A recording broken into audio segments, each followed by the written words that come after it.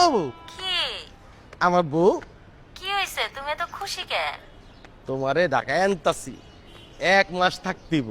তোমার নিয়ে ঘুরমু, খামু, সিনেমা দেখমু, তোমার জামা কাপড় কিনে দিমু, একটা জিন্স প্যান্ট, একটা শার্ট।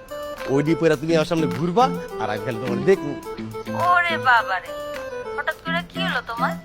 কি বোনাস পাইছো না বেতন বাইরে গেছে?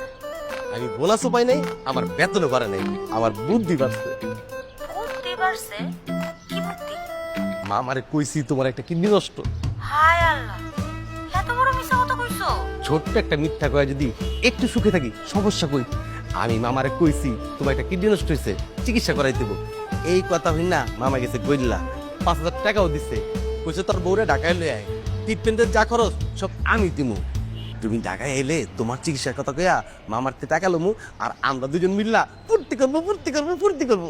এইটা একটা ভালো বুদ্ধি, কিন্তু এত বড় মিছা কথা করাটা কি ঠিক হইতাছে? ছোট্ট একটা মিথ্যা কইতাছি, আমরা তো কারো ক্ষতি করতেছি না। তুমি খালি মামার মামিরে দেখলে পেটে হাত দেখবা, কিডনির ব্যথা বয়ে পারবা, পারবা না? এই অ্যাক্টিং আমি খুব ভালো পারি। আমি তো জানি তুমি পারবা, আমার বউ শয়তান আছে।